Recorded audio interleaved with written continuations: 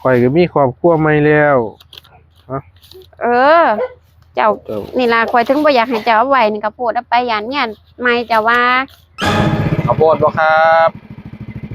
ข้าวโพดบ่ครับมีคนอยู่บ่น้อข้าวโพดบ่ครับ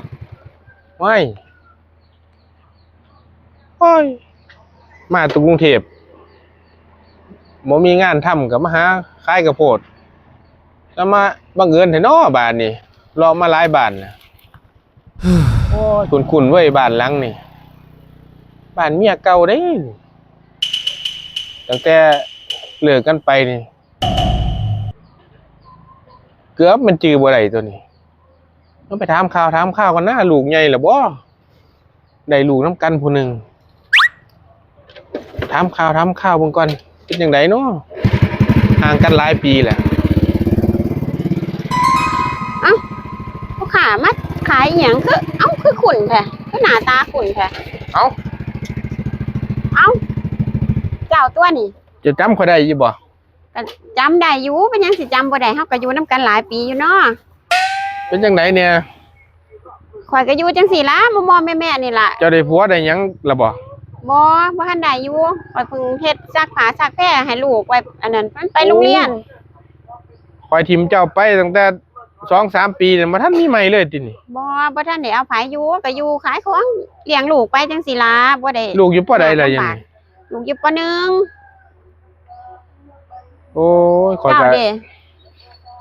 ด้ใหม่ได้อีหยังล่ะบ่ข่อยได้เมียใหม่แล้วข่อยมาอยู่บ้านอยู่กรุงเทพมันก็บ่เป็นตาอยู่ก็เลยมาอยู่บ้านมาขายข้าวโพดนี่โอ้เป็นจังได๋ขายดีอยู่บ่ก็ไปรับเขามาดอกบ่ได้ปลูกเองดอกรับเขามากินกำไรตัวนี้เอาไว้ให้ลูกซะเอ้าเมียเจ้าสิบ่ว่าบ่เป็นหยังดอกมันสิบ่ขาดทุนบ่เป็นหยังดอกข่อยเอาเงินจ่ายก็ได้ดอกเอาไว้เบิดนี่ล่ะเอาไว้ให้ลูกให้เต้ากินข่อยบ่ได้มาโดนแล้วบ่เป็นหยังดอกเอาให้ลูกให้เต้าซะกับอันนี่ก็ยังไข่อยู่เนาะเจ้าก็ยังคิดฮอดลูกฮอดเต้าเฮาอยู่เนาะจะเอาเงินใส่ข่อยก็ขายของนี่ล่ะข่อยเลี้ยงลูกผู้นึงข่อยก็บ่ได้ลำบากอีหยังดอกข่อยก็พอได้ใช้อยู่ข่อยก็มีครอบครัวใหม่แล้วเออเจ้านี่ล่ะข่อยถึงบ่อยากให้เจ้าเอาไว้นี่ก็โพดเอาไปย่านเมียไม่เจ้าว่าบ่เป็นหยังดอกบ่ฮู้ดอกเอ้าเกรงใจเขาพูดกันขายได้บ่หลายก็เอ้าตัวนี้เอาไว้ให้ลูกใช้บ่เป็นหยังดอกข่อยมีพอได้ใช้อยู่บ่ได้ให้จักเทื่อเอาไว้โลดไว้ให้ไปโรงเรียนไปขอบคุณเด้ออ้ายเลิกกันไปแล้วเจ้าก็ยังคือเห็นลูกของเฮาอยู่เดี๋ยวข่อยสิเอาเงินนี่อันไว้ให้ลูกเจ้านั่นล่ะข่อยบ่ได้ใช้น้ำดอกข่อยสิเอาให้ลูกเจ้าเบิดสุบาทเลยนี่เดี๋ยวเมื่อก็ได้อ้ายก็อยู่พุ่นล่ะบ้านนั่นพุ่นล่ะใกล้เติบอยู่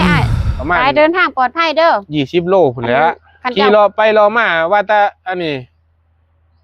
แนวบ่ได้มาหลายปีแล้วเนาะจนโอ้ยมันคือคุ้นๆแห้งแล้วบ่หลงสิได้เอาเมื่อเด้อมันสิค่ำเด้อไปอ้ายเดินทางปลอดภัยปล่อยไปเด้อ